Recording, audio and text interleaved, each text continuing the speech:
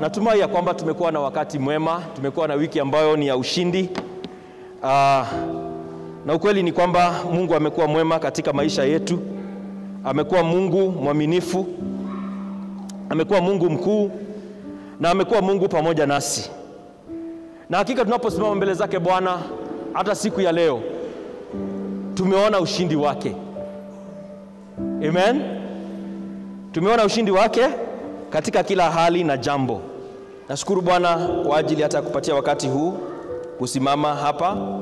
Na najua ya kwamba Mungu ni mwaminifu. Amen. Ningetaka tuingie katika somo letu la siku ya leo, na nitashiriki kwa ufupi, na inaomba ya kwamba Mungu anene na nafsi zetu. Amen. Ufungue moyo wako ili Mungu aweze kunenea. I think neema ambayo nasikia niko nayo siku hizi ni neema ya walimu zaidi, lakini leo nitajaribu kubalance. Bwana asifiwe sana. Kwa sababu kama kuna karama ambayo kanisa linahitaji at this generation, kama kuna kipawa, kama kuna karama ambayo inahitajika zaidi katika mwili wa Kristo, ni karama ya ualimu. Bwana asifiwe sana. Ili watumishi, wale ambao wameokoka wakiingia katika ufalme huu wa Mungu waweze kupata mizizi. Bwana asifiwe sana. Na kwa nini mizizi inahitajika? Mti kama utakuwa na mizizi ambayo imeingia chini zaidi, hata wakati wa ukame huo mti hauwezi nyauka. Bwana asifiwe sana. Bwana asifiwe sana. Lakini mizizi yako ikiwa bado haijaingia ndani, utajipata ya kwamba wewe ni Mkristo lakini bado foundation zikikuwa tikizwa kidogo, imani yako inakuwa haina kazi. Na ndiposa ni vizuri ya kwamba wakati tunapata neema na tunapata wakati mzuri wa kujifunza neno la Bwana, tunakuwa makini, tunafungua moyo wetu, kwa sababu God desires to take us deeper in the knowledge of Him. Bwana asifiwe sana. And I believe today God is going to bless us. Let us pray. Our Heavenly Father, in the precious name of Jesus, you are highly exalted and you are highly glorified. Father God, you never gather your people in vain. And I thank you, God, kwa wale wote ambao wamepata nafasi kuingia katika nyumba yako. Ninaomba ya kwamba mfalme uishie milele, ya kwamba nafsi zetu zitaimarika tunaposikiza neno lako, ya kwamba tutakuwa na nguvu. Jehova, utasaidia hata kusimama katika jina la Yesu Kristo. Naomba maisha yetu Bwana yakawe maisha yatakao angaa. Maisha yetu yakawe maisha ambayo yatazaa matunda. Maisha yetu Bwana ya Ukristo yakuwe ni maisha ambayo yatakuwa ni ushuhuda tosha kwa jamii zetu, mahali petu pa kazi, hapa kanisani na hata kwa taifa kwa jumla. Ndiposa Bwana tunaposhiriki neno lako, tunaomba ya kwamba give us an open heaven. Let your Holy Spirit, Lord, make these words simple for every one of us to understand. Ya kwamba Bwana tunapolisikia hili neno, Jehova Bwana, itakuwa na manufaa kwetu katika jina la Yesu Kristo. Therefore, Father, we pray that your grace may be sufficient. I declare in the name of Jesus, let there be, oh God, an overflow of your grace, Jehovah Father. Dear Lord, whatever weight that we may be carrying in our hearts right now, I declare in the name of Jesus, my Father, may you give your children great attention. Lord God, in the name of Jesus, the cares of this world may pull our hearts down. The cares of this world may put our hearts down, and our countenance inaonekana iko chini. Lakini leo Bwana, naomba ya kwamba utuinue. Tuinue Bwana, pata imani yetu ikasimame na jina lako likatukuke. Mungu wetu uwe pamoja nasi siku ya leo. Utuinue, utusimamishe. Katika jina la Yesu Kristo nimeomba na kuamini. Everybody say amen. Amen. Kwa utangulizi ningetaka niwaambie lile ambalo nataka tushiriki siku ya leo. Is actually a part 2. Ni kama part 2 ya vile ambavyo tulishiriki last week. And last week tulikuwa tunaulizana vipi? What were you asking your neighbor last week? Can I hear a witness in the house? Muliwauliza vipi? Alafu kasema or are we expecting another one? Amen. Na najua ya kwamba kutoka last week tumekuwa na himizo ya kwamba Mungu anataka taa yetu ing'ae. Na taa yetu itang'aa kwa matendo ambayo tutatenda. Siku ya leo ningetaka tujifunze, it's still another declaration, but changamoto kwetu. Na ujumbe wa siku ya leo unasema ya kwamba take action. Your victory depends on it. Bwana asifiwe sana. Chukua hatua. Ushindi wako una depend, unategemea kuchukua hatua kwako. Bwana asifiwe sana. Na wakati mwingi sisi wa Kristo tunasikia sermons nyingi, tunasikia njumbe nzuri, tukiangalia katika runinga, tukisikia kwa televisheni, tukiingia kanisani tunabarikiwa. And most of the time tukija kanisani tunashukuru Mungu, tunainua mikono yetu, tuna praise, tuna worship, tunaabudu Bwana. Lakini tukitoka pale njia zetu hazibadiliki. Bwana asifiwe sana. Ushindi ambao tunatamani kuona hatuoni. Lakini nimekuja kujiuliza, kwa nini Yesu ambaye alituambia kwamba it is to our advantage, Yesu alisema ina manufaa sana ya mimi kwenda, kwa sababu nikienda nitawaletea nani? Msaidizi ambaye ni Roho Mtakatifu. Na akaambia wanafunzi wake Acts 1:8, akawaambia msitoke hapa Yerusalemu, kwa sababu stay here until you do what? You shall receive power when the Holy Spirit shall come upon you. Ya kwamba msiondoke muanze kufanya kazi kama bado hamjapata nguvu za Roho Mtakatifu. Na hizi nguvu za Roho Mtakatifu ziko available kwa kila mmoja wetu, mimi na wewe. But then the question is, why is our lives not so powerful as God intends them to be? Mungu anatamani ufalme wa Mungu udhihirike hapa duniani. Na sisi ndio ambao Mungu atatumia ili ufalme wa Mungu ukakuwe established in our midst. Lakini why is it we do not experience this power? Why is it that we do not experience this power every day of our lives? Why is it our roots? Kwa nini mizizi yetu haiingii ndani? Unakuwa katika wokovu kwa miaka mingi. Kama kuna vile mtu mmoja aliulizwa, uko Afrika umeona Ukristo wao uko namna gani? Akasema Ukristo wao nimeuona umetapakaa kama bahari. It is so wide like the ocean. Lakini katika kuingia ndani, it is only 1 inch deep. Bwana asifiwe sana. Yani kiroho watu wote wako na kiroho, lakini hawajaingia ndani. It's only 1 inch deep. Hii ni changamoto ya kwamba tunaweza kuwa katika nchi ya wokovu, lakini we are not getting deeper and getting to understand makusudi na mapenzi ya Mungu ni yapi. Nitapatia mfano. Ukisoma kitabu cha Wahibrania, Hebrews chapter 4 verse 1. Nasoma verse 1 up to verse 2. Hebrews chapter 4 verse 1 and 2.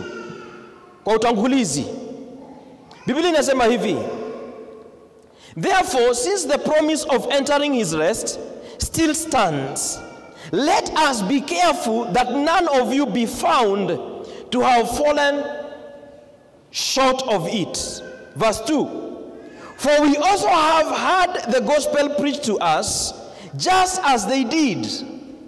But the message they had, underline that word, but the message they had was of no value to them, because those who had did not combine it with what? Biblia inasemaje? They did not combine it with faith. What is the gospel? The gospel is the good news. But it is one thing to hear the message, but if you do not combine this word of God kama hautachanganya hili neno la Mungu na imani, hili neno will be of no value to you. Amen. Na ndiposa last week tulipotulizana, are you the one or are we expecting somebody else? God was speaking to us that indeed for our light to shine, we must start doing something. Bwana asifiwe sana. Unaweza ingia kanisani, mhubiri akinena, unasimama unasema haleluya. Unasimama unasema ndio hiyo. Unasimama unasema preach it. But hiyo inaishia hapo. Bwana asifiwe sana. Biblia inatuambia ya kwamba wale ambao walipokea ujumbe, kama hawa kuchanganya huu ujumbe na imani, huu ujumbe or the gospel was of no value to them. Brethren, we have been called to a kingdom where sisi kama wateule wa Mungu, we should derive great value in being sons in the kingdom. Kama wewe ni mwana wa Mungu, lazima tukue na vitu tuna draw from this kingdom. We have to be getting a lot of value katika huu ufalme ambao Mungu ametuweka kwao. Lakini most of the time, hili neno ambalo limezungumzwa, hili neno ambalo limeandikwa, if you do not combine it with faith, brethren, kama hautalichanganya na imani, it will be of no value. May the Lord help us.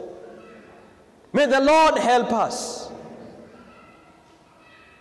Kwa sababu hii ni siri ambayo imefichika. And this is where our miracles happen. It is the point where the divine interferes with the physical affairs of men. It is at that point when faith is put into action.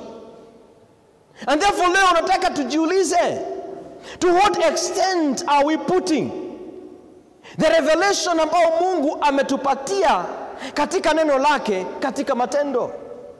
Bwana asifiwe sana. If you want your faith to bear fruit, you have to put it in action. Brethren, you have to put your faith in action. Kama unataka izae matunda katika maisha yako. Bwana asifiwe sana. Na imani, it is not making declarations. Praise the Lord. Praise the Lord. Imani is not only making proclamation. I know we have great promises on the word of God. Biblia inasema we shall not be the tail, we shall be the head. Bwana asifiwe sana. And sometimes katika maombi yetu, we declare these things, but we do not follow them up by activating our faith in it. Bwana asifiwe sana. How can you be so spiritually powerful and physically weak? How? If this word that you read, si kuhubiri peke yake, hata hili neno ukilisoma, whatever you hear in your spirit, for the miracle to happen, mwana wa Mungu, for the miracle to happen, for the divine to interfere with your natural and physical environment, it needs the seed of faith. Na ndiposa mtumishi wa Bwana James, Yakobo, akaongea in 2 chapters, akaongea very seriously about faith. Na akasema hivi in James 1:22-25. Nataka tusome pole pole, kwa sababu hapa ndipo kuna siri ya ushindi. Maisha ya Mkristo, tulisema, is not a matter of drinking and eating. It is a matter of what? Of righteousness, peace and joy in the Holy Ghost. Kwa sababu ukifanya hivyo, you will not have only the approval of God in heaven, you are also going to have an approval of men. Bwana asifiwe sana. But where does the action happen? Where does the divine interfere with the affairs of men? It is at a point where faith in what is divine is activated. Tusome pole pole Yakobo akinena nasi. James chapter 1 verse 22. Anasema hivi, do not merely listen to the word. Sivyo vile kuyasema namna gani? NIV inasema hivi, do not merely listen to the word. What is the second statement inasema? Nataka nisikie mkisoma. So usiende mbali, nataka uachie hapo kwanza. Do not merely listen to the word. And so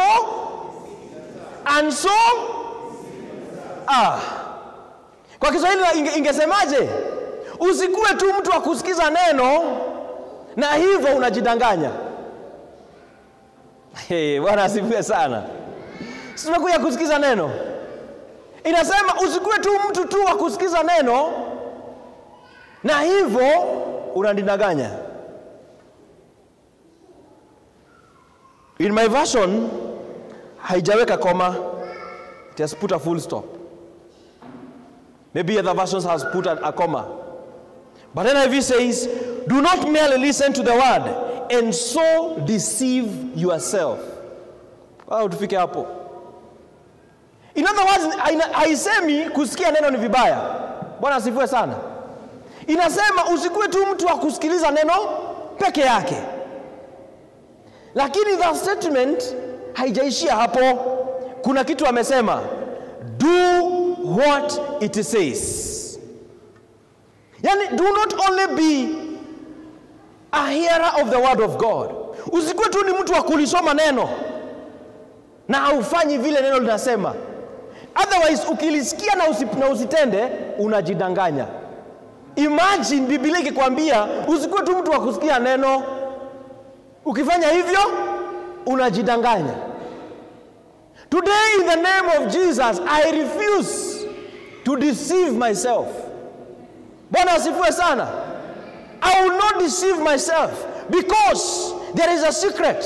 For us to graduate from only being hearers of the word of God, imesema tufanye nini? Do what it says.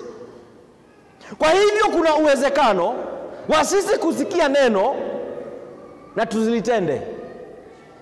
Hawa kwa Hebrews 4 tumesomaje? Hawa wengine walisikia ujumbe mzuri. They heard the gospel. But this gospel had no value to them. Why?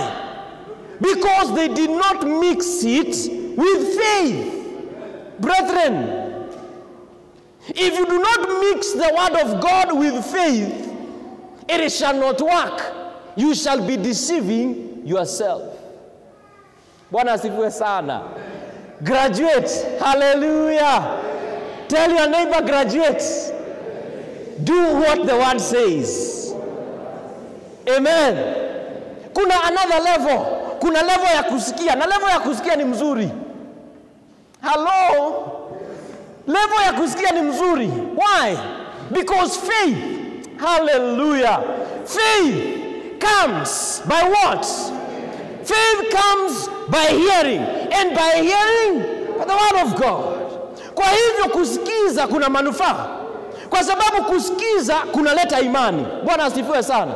Lakini hii imani isipochanganywa na kile ambacho umesikia, utende hilo neno, haitakufaa. Bwana asifiwe sana. Itatufaa nini kila siku tumekuja ushirika? Itatufaa nini kila siku tumekuja kanisani? Itatufaa nini kila siku tumeangalia messages mingi? Itatufaa nini kila siku tunasikia jumbe nzuri, tunasikia tumebarikiwa, lakini hatutendi vile ambavyo neno linatuambia? That's why we are saying take action. Your victory depends on it. Bwana asifiwe sana. Tuangalie Yakobo anasemaje. Verse 23 anasema hivi, anyone who listens to the word, yeyote ambaye anasikiza neno and does not do what it says. Kwa hivyo kuna watu kama hao. Bwana asifiwe sana. Kwa hivyo inaonekana kuna watu kama, lakini hawako hapa siku ya leo. Bwana asifiwe sana. Inasema hivi, yeyote yule ambaye anasikiza neno la Bwana na hatendi vile ambavyo neno linasema, is like someone who looks at his face in a mirror. Bwana asifiwe sana. It's like somebody who looks at his face in a mirror, and after looking at himself goes away, skiza, and immediately does what? Forgets what he looks like. Hallelujah. Neno la Bwana is supposed to reveal who we are in Christ. Bwana asifiwe sana. But when we see who we are in Christ, we need to make it work in our lives. Ili taa yetu ing'ae, ili dunia iweze kuona Kristo ambaye anatawala katika maisha yetu. Lakini tusipofanya vile ambavyo injili inatuambia, ni kama ukweli tumejiangalia katika neno la Bwana na tumeona ukweli. Neno la Bwana linatuambia vipi? I am more than a conqueror in Christ Jesus. That is the image I see in the word of God. Lakini nikitembea, I am walking like a victim. I came to declare to you, the word of the Lord needs you to mix it with faith. Whatever the Lord reveals as your true identity, practice it. Bwana asifiwe sana. Bwana asifiwe sana. Take action. Practice the word of God. Your victory depends on what you do with it. Bwana asifiwe sana. Alafu anasema hivi, anapenda mfano mwingine, verse 25. Anasema hivi, but whoever looks intently into the perfect law that gives freedom and continues in it, not forgetting what they had, but doing what? Not forgetting what they had, but doing what? But doing it. In other words, you can easily say, ya kwamba those who forget, they don't do it. Bwana asifiwe sana. Those who forget, they don't do it. But those who look intently at the word of God, wale ambao wanasikiza neno la Bwana, wale ambao wanalisoma, wao ambao wanaangalia katika hizi sheria za Bwana na wanaendelea, they continue in it. Kwa sababu ya ushindi wanaopata katika hili neno, wanaendelea kulifuatiliza na wanaendelea kulitenda. Biblia inasemaje? They will be done what? Soma hapo mwisho inasemaje? Soma hapo mwisho inasemaje? They'll be blessed where? They will be blessed in what they do. Bwana asifiwe sana. Wapendwa, kuna siri ambayo imefichika katika kutenda neno la Bwana, ya kwamba baraka zako, you will be blessed in whatever you do if you are acting on faith based on what you have heard as a promise in the word of God. Brethren, wherever you go, you will be blessed. Na ndiposa Yoshua akaambiwa na Mungu, hili neno langu liweke katika moyo wako. Meditate on it day and night. Do not depart from it. Don't turn to the right or to the left. Meditate on it day and night. Do whatever is written there. Observe to do whatever is written there. And what will happen? Then you shall make your way prosperous. Wapendwa, kuna siri ya kutenda neno la Bwana. Wapendwa, kuna siri ya kutenda neno la Bwana. Na najua ukweli ni kwamba on Sunday Mungu alinena na watu. God challenged us to rise up to our possession. God challenged us to do something in the house of the Lord. Najua kuna mtu alikuwa challenged na Mungu, simama, take your rightful possession. Ukabarikiwa. Lakini bado pengine kuna uoga, haujasimama, haujalifanisha ili neno kazi. Mpendwa, if you don't make this word work, you will not get the benefits of the promises of God. Bwana asifiwe sana. Take action. Your success and your victory in the future Chukua hatua. Ushindi wako huko mbele, maisha yako ya usoni depends on what you do. Bwana asifiwe sana. Bwana asifiwe sana. Alafu James hajawachia hapo. Anasema kitu kingine ambacho ni ngumu. Anasema hivi, James 2:26. Anasema hivi. Thank you God. Anasema hivi, as the body without the spirit is dead. So think about it. Yani kama vile mwili kama hauna roho. I don't know the right word for the spirit in this context. Roho. Kama mwili kama hauna roho, umekufa. Imani bila matendo imekufa. In other words, imani lazima ikuwe na uhai. Hallelujah. Hallelujah. Imani lazima ikuwe na nini? Na uhai. Na uhai wa imani ni nini? Uhai wa imani ni nini? Ni matendo. Na ndiposa Yesu akasema, kama bado kungali mchana, mimi lazima nifanye kazi ya yule ambaye aliyenituma. Bwana asifiwe sana. As long as it is still daylight, I have to do the works of him who sent me. Hallelujah. The kingdom of God is not a matter of eating and drinking. Si kukula tuna kustarehe, ni kufanya kazi ya yule ambaye alitutuma. Bwana asifiwe sana. Bwana asifiwe sana. Na ndipo tunajiuliza, kama imani yetu ingekuwa saa hii inapimwa. Haleluya. Kama kipimo, sikusimama hapa niseme nimeokoka. Kama tungekuwa tunakuangalia brother ama my sister, tukuangalie hivi, tuangalie matendo, tutaona imani ama tutaona ameaga? Bwana asifiwe sana. Lazima tufunzane. This is a secret. This is a secret. For you to activate the word of God in your life, you have to do it. Bwana asifiwe sana. The conviction you have in your heart, vile ambavyo unasikia Mungu amekwambia, brother do this, you have to get out from the first level of declaring the promise. Kuna level yake. Bwana asifiwe sana. Kuna level ya kudeclare promise, but the second level ni ya kukimbia na kufanya kazi. Bwana asifiwe sana. Nataka niwapatie mfano tukienda kumaliza.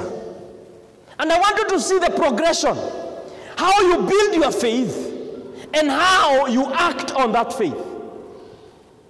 Tukiangalia ni mfano ambao tunajua tumesoma mara nyingi. Tuende 1 Samuel 17. Hii ni story ambayo ya David na Goliath. I like it very much. But I want you to see how you move from a point of confessing and proclaiming the promises of God to the level now of acting on what you believe. Bwana asifiwe sana. Hebrews 4 inatuambia hivi, hata wao walisikia hiyo injili. Hii injili ambayo ilihubiriwa kwao, waliisikia. Lakini hii injili haikuwa faa. It was of no value to them. I refuse. This gospel that we have accepted, it must be of value to my life. It must be of value to me. And I believe it must be of value to you. Why? Because today we are making a decision. We are moving from a level of declaration to a level of putting our faith into action. Bwana asifiwe sana. Imani bila matendo imekufa. Sitaki kusema hivyo kwa nguvu kwa sababu inaumiza. Faith without works is dead. And how does faith come? Faith comes by hearing, and hearing by the word of God. So kwa hivyo kuna kusikia, imani ijengeke, lakini for that faith to be active and alive, lazima matendo ifuate. Bwana asifiwe sana. Tuangalie huyu kijana anaitwa Daudi. Najua mnajua story yake, lakini nataka kwenda verse 45. 1 Samuel 17 verse 45 to 49. The Bible says this. Nataka usikie. Verse 45, Biblia inasema hivi. David said to the Philistine, "You come against me with sword and spear and javelin." Yani unakuja kwangu kwa sword, kwa upanga na kwa mkuki. Unakuja kwangu na hizi vyombo vya vita. Hallelujah. But I come against you with what? But I come against you in what? In the name of the Lord Almighty, the God of the armies of Israel, whom you have defied. Profound. Daudi amesimama pale kwa kipochi chake. In fact, the Bible calls it the shepherd porch. Akiwa na kipochi chake pale, ameweka mawe ngapi? Mawe 5. Na ako na sling, sijui tuite nini kwa Kiswahili. Kombeo. Sasa ako na hizi vitu. Kwa hivyo venye naona Goliath amesimama mbele zake, usisahau Daudi ni mtu ako na moyo ambao unampendeza Bwana. He has had experiences with God and he knows every victory he has won in the past, it was not his hand. Bwana asifiwe sana. Wengine wetu tumeshindaniwa na Mungu. And the challenge you might have siku hizi ni kuona kwa ushindi ambao ulipata jana uweze kuona kama ni ushindi wako. Bwana asifiwe sana. Daudi alielewa wakati simba alikuja kukula, alikuja kushika wale sheep, kondoo zake, alijua hata kama alimuua, hata kama he secured the sheep, alijua huu ushindi si wangu, ni Mungu alinisaidia.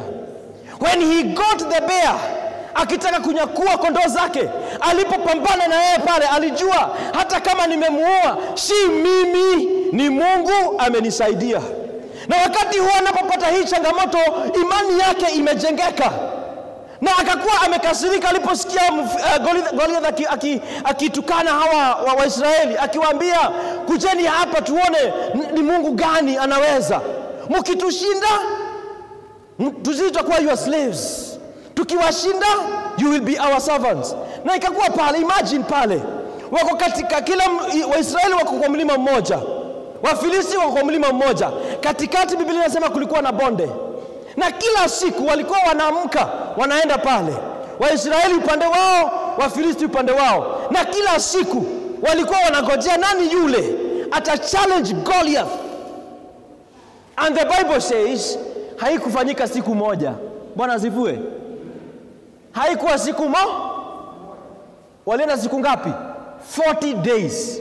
Imagine every day wanaamka, wamejicharge, wanaenda hapo, wanaangalia na the whole day, hakuna mtu anaangalia Goliath, hakuna mtu anajitokeza, wanarudi nyumbani. Siku ya kwanza, siku ya pili wanaamka, wanamwangalia hivi, wanaona hili jitu hakuna mtu anaweza naye, mpaka 40 days. On 40th day Jesse anatuma kijana, anawaambia enda waangalie ndugu zako, manake the first three boys wa mzee Jesse walikuwa katika army ya Saul. Anasema wapeleke, enda waangalie wanaendelea namna gani. Akifika pale nakuta Goliath anawachaja na wauliza kama kuna mtu yeyote anaweza, na anawatukana na miungu ya Filisti. David aliposikia hivi, imani yake ikakuwa imko challenge. Akasema, nani huyu ambaye anatukana our armies? Na hapo akasema, sikia, akasema mtu mwenye ataweza hii kazi atapewa nini? Akaambiwa huyu mtu, mfalme amesema mwenye atamshinda Goliath atapewa msichana wake wa kwanza. Hallelujah. Hallelujah. Just see how God orchestrates things to work for your good. David hakuwa katika genealogy ya ufalme, lakini Mungu ambaye amejaa neema na rehema asha declare katika maisha ya David ya kwamba wewe utakuwa mfalme. Lakini physically and all natural laws, there is no way David can ascend to the throne, kwa sababu si mwana wa mfalme. Bwana asifiwe sana. When a king passes on, who takes over? It is the son of the family. Bwana asifiwe sana. Hauwezi toka huko nje uingie katika maeneo ya kifalme. Lakini Mungu ni nani? Anajua nimekupatia promise. I have to give you a challenge.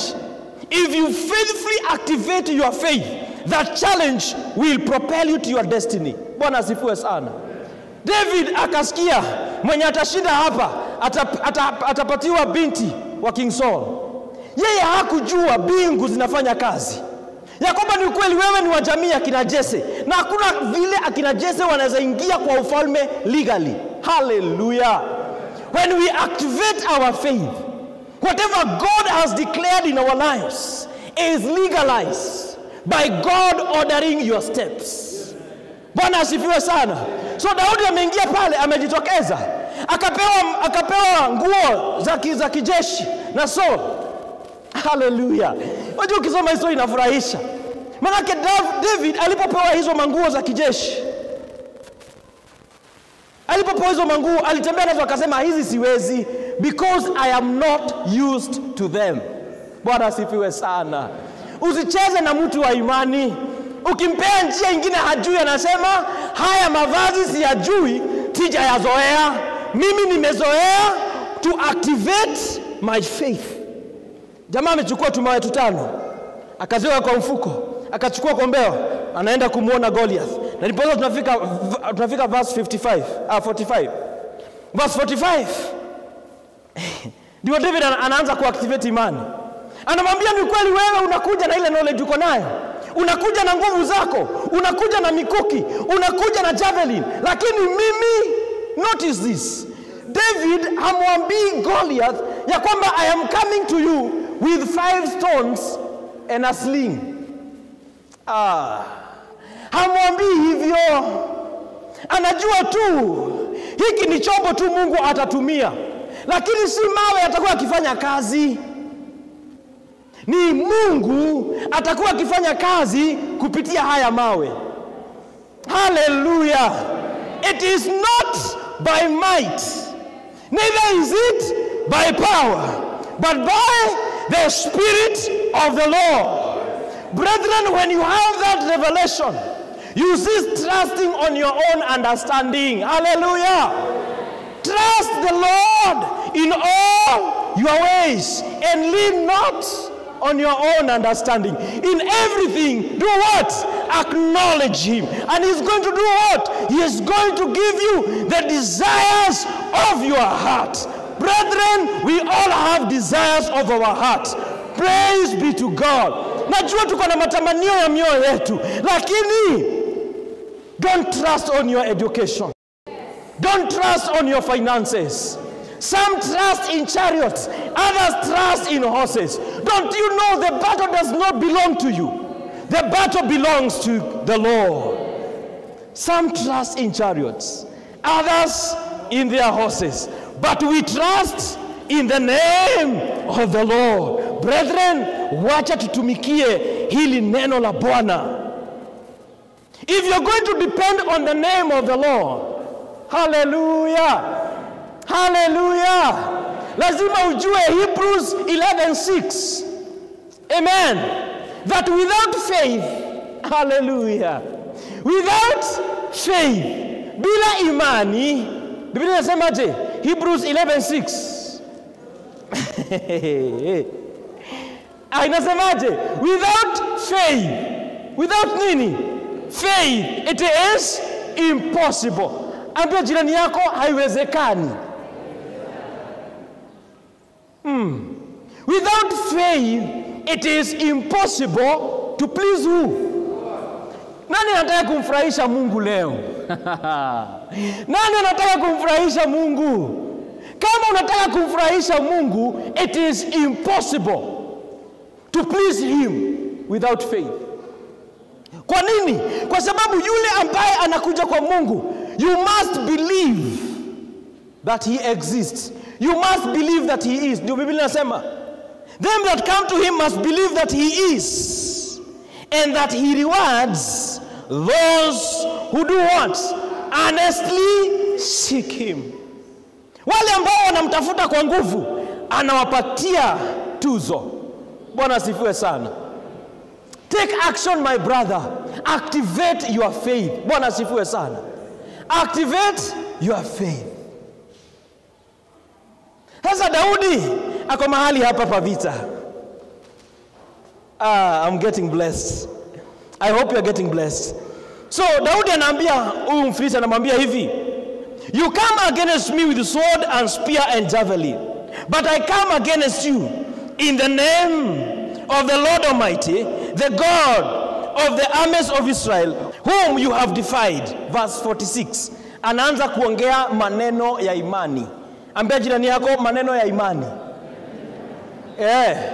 Anamwambia, unajua Goliath anaangalia kijana, anaona hii ni nini? Hata the Bible says he saw him, he was a little more than a boy. Akamekuja hapo. Lakini huyu ni Mungu mkuu. Bwana asifiwe sana. Unaweza kuwa wewe ni mdogo ukionekana, lakini Mungu ambaye ako ndani yako, you are the giant in the equation. Bwana asifiwe sana. Toka jamaa kanakuja, kanaanza kudeclare imani. Ndivyo nakwambia mpendwa, lazima tupate kwanza tusikie neno, we declare it. Bwana asifiwe sana. But after declaration we must work. Hallelujah. After declaration we must work. Sasa ndivyo Daudi anasema hivi, this day, hallelujah, this day the Lord will deliver me. Angalia nani anaongea. Kwa hiyo picture in that situation, nani anaongea? Majeshi ya Waisraeli wote wamezubaa. Actually ukisoma historia itakufurahisha sana.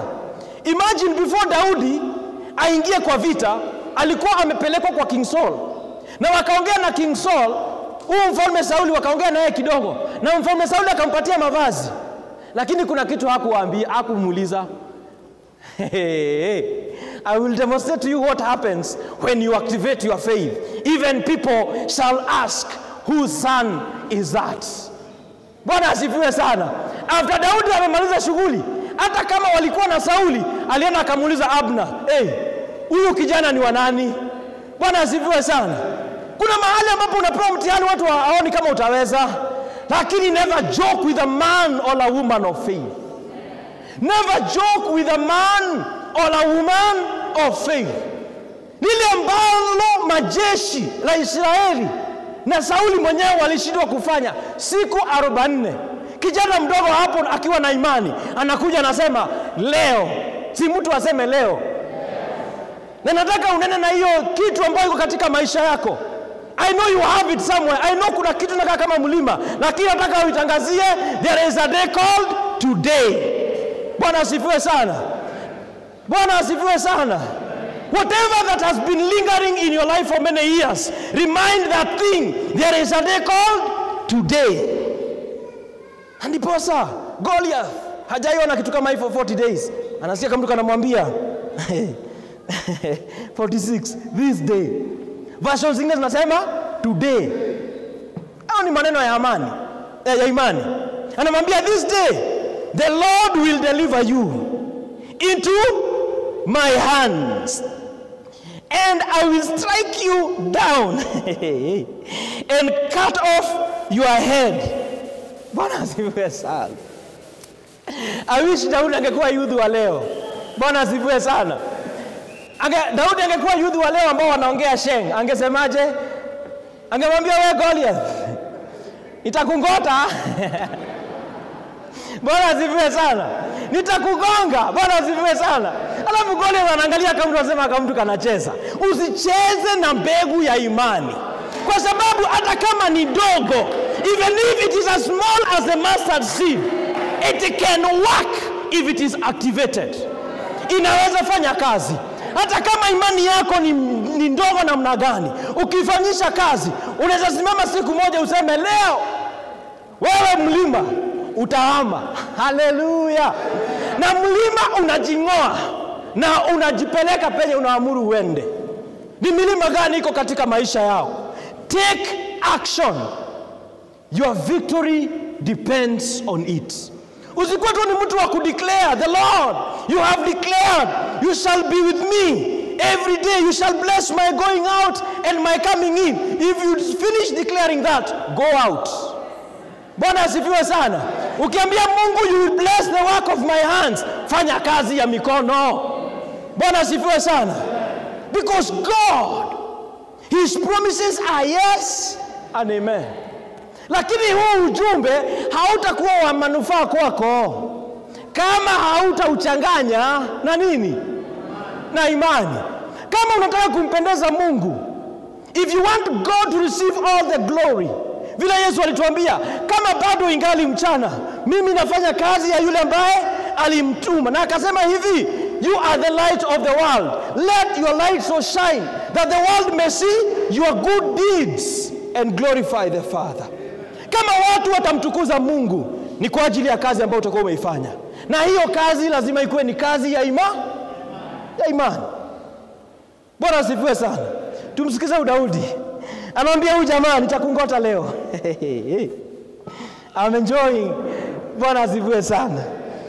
Alafu anamwambia, I will strike you down and cut off your head.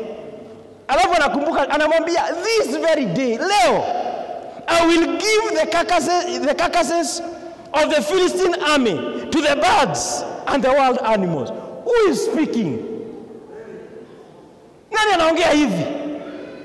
Kijana mdogo, hana mkuki, akona fimbo ya kuchunga ng'ombe, ya kuchunga mbuzi. Hana kitu, hana risasi, haleluya. Hana mavazi ya vita, lakini ndani yake, huyu ni mtu anajua Mungu wake. Them that know their God, wale ambao wanamjua Mungu wao, watainuka kwa nguvu. They shall increase in strength and they will do exploits. Sikia. So Daudi anamwambia, nitapea mpaka mizoga ya hawa Wafilisti wote. Nitapeana mimi kijana mdogo, nitaipeana kwa ndege. Alafu, this is where now I wanted to connect this message with the last week's message. That let your light shine. Bwana asifiwe sana. That the world may see your good deeds and glorify the Father in heaven. Sikia hapa Daudi venye anafanya. Amedeclare mambo ya imani. Lakini kuna matendo atafanya. Anasema aje? Listen to what he says. Akishasema atapeana mizoga ya hawa Filisti kwa ndege, anasema jambo ambalo is very profound. But we never take time to look at it. Anasemaje? And the whole world, tulisemaje? Let your light shine, so that the world may see your good deeds and glorify the Father in heaven. Daudi anasema hivi, nikifanya hivi venye nimesema, the whole world will know that there is David in Israel. Amesema kuna Daudi. Anajiondoa, anasema dunia yote ijue ya kwamba kuna Mungu Israeli. Katika jina la Yesu ninaomba kila mmoja wetu afanye kazi ya Bwana mpaka mweki yote ijue kuna Mungu hapa Pefa Church Kasarani. I declare in the name of Jesus ya kwamba tutafanya kazi kwa bidii katika biashara zetu. Wajue huyu ndugu, huyu dada ako na Mungu. Hapa mambo itafanyika. Haleluya. Haleluya. Wacha ijulikane kwamba hapa kuna Mungu. Hey, lazima ukasirike. Daudi akasema dunia yote ijue ya kwamba kuna Mungu. Ndio kama ni sisi tungesema ili dunia yote ijue kuna kijana anaitwa David. When you are operating under God, every success unapata si yako, ni ya Mungu. Baraka yote unapata si yako, ni ya Mungu. Bwana asifiwe sana. Na ndiposa unapoendelea Mungu kukuinua, if you want to be successful in life, lazima ushuke kama Yona. Aseme huyu lazima ainuliwe. He must increase. Yesu lazima ainuke. Lazima Yesu atukuzwe katika haya matendo. Lazima Yesu aonekane. Na mimi niendelee kushuka chini, ili dunia yote ikiangalia matendo hainioni kwanza, inaona Mungu ambaye ametenda. Daudi akasema dunia yote itaona ya kwamba kuna Mungu Israeli. Bwana asifiwe sana. Alafu ananena neno la unabii. Anasema hivi 47, and all those gathered here, witnesses, na wale ambao wako hapa, hiyo ambao utafanya ni kwa ajili ya dunia. Wale ambao wako hapa, on all those gathered here will know. Hata hapo anazungumzia hata wale wa Israeli walikuwa hapo, majeshi. Anasema na nyinyi ambao mko hapo mtajua ya kwamba that we know that it is not by sword. Hallelujah. It is not by sword or spear that the Lord saves. For the battle is the Lord's, and he will give all of you into our hands. Imani. Unajua kinana maneno yote hakuna kitu amefanya. Unajua sasa unaweza ona hiyo maneno imesemekana mpaka uogope. Lakini nani anaongea? Ni Daudi, kamtu kadogo. Lakini kamtu kanajua Mungu. Bwana asifiwe sana. And God is looking for such in our generation. Watu ambao watamwamini Mungu even for the impossible. Watu ambao wataingia in the scene and they change history. Watu ambao wataingia katika jambo 40 days. Hawa jamaa walikuwa na routine. Actually there is a verse inasema, hata mimi nilikuwa nashangaa wa Israeli. There is one verse before 45 inasema, at these armies asubuhi wakienda asubuhi wakiamuka asubuhi walikuwa wanajicharge with war cries. Walikuwa wanajicharge na war cries in the morning, ataenda vita. Bwana asifiwe sana. At every day 40 days wanaamka in the morning, ukisikia they are come wanasema twende, wanajijaza. Lakini wakifika pale kesho asubuhi morning devotion wako hapo wakideclare it shall be well, the God of you. Wakifika hapo imani haifanyishwi kazi. Hallelujah. Take action my brother. Take action. Bwana asifiwe. Then tuendelee pole pole verse 48. Huyu kijana ameongea imani lakini hakuna kitendo amefanya. Unajua kuna mtu anaongea mambo lakini anasema okay sasa let's wait for action. Sasa aliongea haya mambo yote wanangojea action. Biblia inasema hivi in verse 48. As the Philistine moved closer to attack him. Goliath alikuwa serious. Umesema hayo yote, he moved closer to attack him. Biblia inasema hivi, David did what? He ran quickly. Running is doing. Yes. Nasema kukimbia ni kufanya. Kukimbia ni kufanya kazi. Bwana asifiwe sana. But the Bible does not say that David was running away. He was running towards his target. Kwa sababu alikuwa amefanya nini?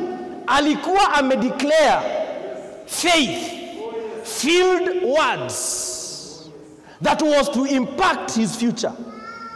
And that's what I'm saying, take action. Your victories depend on it. Kama Daudi angenena haya na akose kukimbia wakati Goliath alianza kukuja, nini kingetendeka? Daudi agezama. Biblia inasema hivi, David ran quickly toward the battle line to meet him. Hakumuogopa. Reaching into his bag and taking out a stone, he slung it and struck the Philistine on the forehead. The stone sank into his forehead and he fell face down on the ground. Yani alichukua tu mawe moja kwa zile 5. Akaizungusha akaituma. Haiku miss target. Bwana asifiwe sana. Huyu jamaa alikuwa na helmet, lakini hii mawe haiku miss target. Bwana asifiwe sana.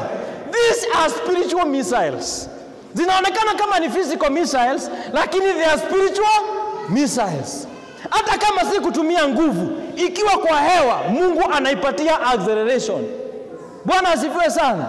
Hata kama haikuwa on target, as long as I have acted, Mungu anaipatia direction. Inaingia mahali yake. Bwana asifiwe sana. And the Bible says, this person, he fell on the ground, face down. Brethren, nataka niwaambie hivi, it is not by mistake that Goliath fell face down. You know, Biblia doesn't make mistake. You know, akipigwa hivi angeanguka hivi. Lakini alikuwa defile even the God of Israel. And God has Goliath into submission to a level even before they die, they worship. Bwana asifiwe sana. Goliath aligongwa moja, hakuanguka hivi, akaanguka mbele. Akaabudu Mungu wa Israeli. Naye Mungu wa Daudi akajionyesha kuwa Mungu. Na Daudi akaambia wale majamaa, nishanena, mumeona matendo, kimbieni mshike hawa jamaa wengine. And the Bible says they slaughtered all of them. Kijana mmoja ambaye ako na imani. Lakini hata akiwa na imani kuna kitu anatenda. Bwana asifiwe sana. Today, brethren, if I want to achieve anything, ningetaka tu kukuhimiza mpendwa. Ondoka mahali pa kudeclare. Tumekaa hapo sana. Mahali ambapo mahali pa maombi ni pazuri sana wapendwa. Tunazunguka mpaka tumeweka path tukideclare. Bwana asifiwe sana. Tumedeclare, Bwana asifiwe. Tumedeclare about our future. We have made declaration. It is okay to declare. Bwana asifiwe sana. But after declaration, act. After declaration, fanyisha imani yako matendo. Kwa sababu kama mwili hauna roho umekufa. Imani bila matendo haipo. Na ndiposa Yesu anatuuliza, are you still the one? Wengi wetu tumejua sauti ya Mungu. Unajua ni wewe. Hata tukiitwa are you the one, unajua ni mimi Mungu ametuma hapa Kasarani. Unajua. But there is something that has been holding you back. Unasema mimi sitaki kuonekana. Sitaki kuonekana ni mimi. Bwana asifiwe sana. Let me tell you, in the house of the Lord there is no competition. Bwana asifiwe sana. Hapa katika huduma hakuna competition. We are here for the business of the kingdom. Bwana asifiwe sana. The only thing we are required to do is to take our rightful possession. Bwana asifiwe sana. Chukua nafasi yako ya sawa. Nitapoenda kumaliza, muda wangu umeisha. Pengine uko pale unajiuliza, nitawezaje fanyisha hii imani yangu matendo? Yesu, kuna wakati mmoja alikuwa na wanafunzi wake na wakakuwa wanapiga story. Lakini Yesu akawauliza, watu wakakuwa kimuuliza, akawakuwa kimwambia, watu wengine wanasema wewe ni nabii, watu wengine wanasema wewe sijui ni mtume. Lakini Yesu akafika mahali akawauliza, nyinyi mnasema mimi ni nani? Wakanyamaza. Bwana asifiwe sana. Ni mtu mmoja tu, Petero, akasimama akamwambia, wewe ni mwana wa Mungu. Na Yesu aliposikia hayo maneno akashangaa. Akamwambia, nyama, flesh and blood has not revealed this one to you. Bwana asifiwe sana. Lazima ikuwe ni Roho Mtakatifu amekufunulia mimi ni nani. Bwana asifiwe sana. Na Yesu akasema in verse 17, blessed are you Simon, son of Jonah, for this was not revealed to you by flesh and blood, but by my Father in heaven. Ni Mungu tu amekufunulia haya. Okay? Alafu 18 akamwambia, is Matthew 16:17 going down. 18 akamwambia hivi, and I tell you that you are Peter, and on this rock I will build my church. On this rock. On which rock? On this revelation. On this revelation of who I am, I will build my church. Bwana asifiwe sana. Na Yesu anadeclare, and the gates of hell. Tell your neighbor, the gates of hell. The gates of hell shall not prevail against it. Lakini hakumalizia hapo. Akasema neno la mwisho ambalo ni muhimu sana tukimaliza. Akasema je, verse 19. I will give you the keys of where? Of the kingdom of heaven. Wow. God will give me and you the keys. of the kingdom of heaven. Alafu anasema whatever you bind on earth will be bound in heaven. Whatever you loose on earth will be loosed in heaven. Na hii funguo tulipewa. Bwana asifiwe sana. Hatukojei kupewa, tushape. Because Christ died, rose again with power. Na katuachilia Roho Mtakatifu awe pamoja na sisi. Bwana asifiwe sana. And as we live as believers, tuko na backup ya heaven because the Holy Spirit dwells in us. Anawaambia, nimewapatia ufunguo wa ufalme wa nini? Wa mbinguni. Chochote mtakachofunga hapa duniani, mbinguni kitafanya nini? Lakini hawa ni wanafunzi wa Yesu. Daudi, yeye ambaye alikuwa mtu ambaye given kwa moyo wa Mungu, alikuwa tayari na nini? Na ufunguo. Na alipokuwa ananena maneno haya, alikuwa anafunga vitu zingine na zingine alikuwa anafungulia ushindi. Bwana asifiwe sana. But for us who are believers, this thing has been activated in us. We have access. We have access to exercise the authority in heaven here on earth. Lakini hatuta exercise hayo mamlaka kama hatuna imani. Without faith, the heaven cannot come down. The kingdom of heaven cannot operate in our lives if we don't have faith.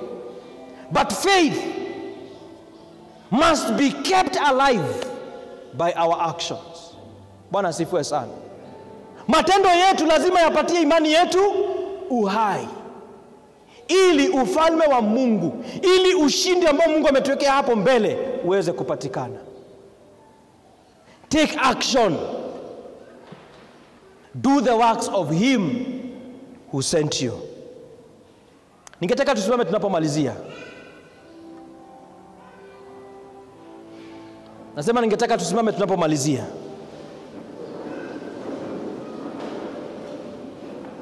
For you to activate your faith, ili imani yako ipate nguvu na ianze kufanya kazi, kuna mambo kadhaa inafaa uzingatie. Nita mention tu kama lile neno action limeandikwa. A, activate your faith in God. C, change your perspective.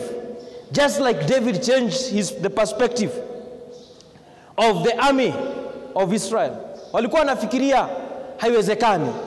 But when David came there, he changed their perspective by declaring the words of God. You need to trust him completely. You need to increase your capacity. You need to open your heart to new dimensions. And never give up on God. Brethren, never give up on God. Don't surrender on God. He will never give up on you. Bwana asifiwe sana. Activate your faith. Take action. Your victories depend on it. Tuinue mikono yetu juu mbele za Bwana. Pengine kuna maeneo Mungu amekunenea katika maisha yako. Nataka tu unene na Mungu wako, because neno la Mungu halikuji bure. Maybe kuna area unafikiria, unasikia Mungu akikwambia hii area ni ukweli, uko na neema, uko na imani ya kutosha. God has given you his word. Mungu amekupatia promises in his word, lakini bado haujafanyia hii area kazi. Present it to God. Probably we will not be where we are as a church if probably you step in your position. Probably jamii yako ingekuwa mahali pengine mbele. But today I want you to activate your faith. Take action. Your victories for tomorrow depends on it. Just speak to God. Speak to him. Speak to him. If the Lord leads you to make declarations kama Daudi, ambazo tunasema siku ya leo, this day, if you want to make declaration, declaring this day, declare, because the Lord is here. He is watching over his word to perform it. Yes. He is able to do it for you, my sister, my brother. He is able to do it for you. What is that mountain? What is that difficult thing? Je, ni jambo gani hilo Yesu asiloliweza? Liseme mbele zake Bwana. He is able. Activate your faith. Activate your faith. Declare it and it shall come to pass. After making a declaration of faith, action, action, action.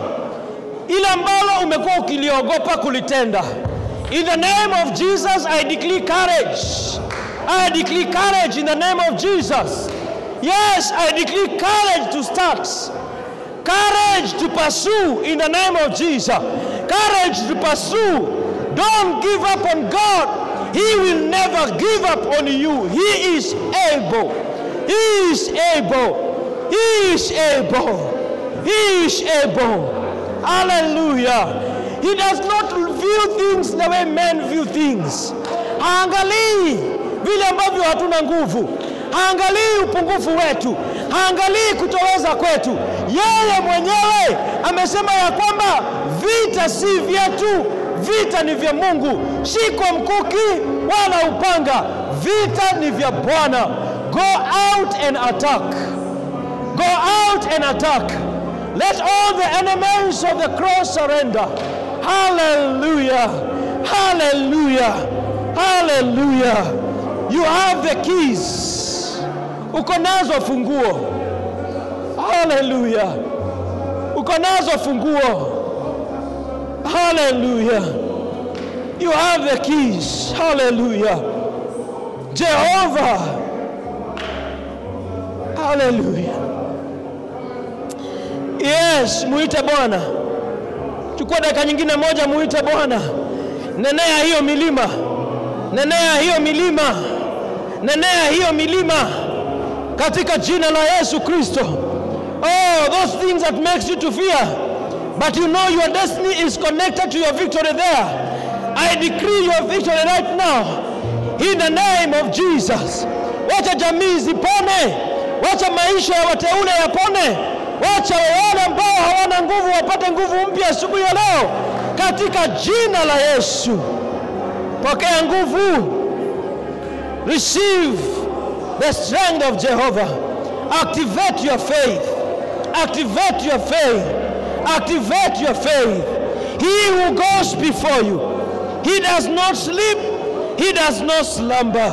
He who promised you, he is the same yesterday, today and forever. He is watching his word to perform it. Go in the strength of the Lord. Take charge.